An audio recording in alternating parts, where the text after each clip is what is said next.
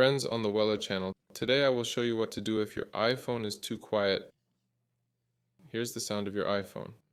For this, we have several settings in the settings. Let's go in. Here we have a theme such as sound and vibrations, right? Let's go in. And immediately the first thing that I pay attention to, it doesn't change with the buttons because here I have it disabled. Now I noticed it. See, she doesn't react to the swing. That's terrible.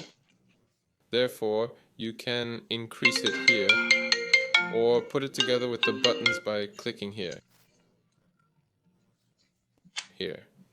But it won't do much because then if you have the volume off, it won't play either. Here, the next thing is a little lower. Now here we have blocks. Well, wait, yes, the sound limit. This is also a topic. If you have a sound limit enabled, it will not play loudly. Here, you also turn it off if it suddenly turns on either by itself or you forget. Here, next, turn off this thing if you have it on, and accordingly, safety with headphones. Disable this theme as well because it will reduce the automatic sound. That's it. Well, that's all. Weller was with you. Subscribe to the channel. Goodbye, everyone.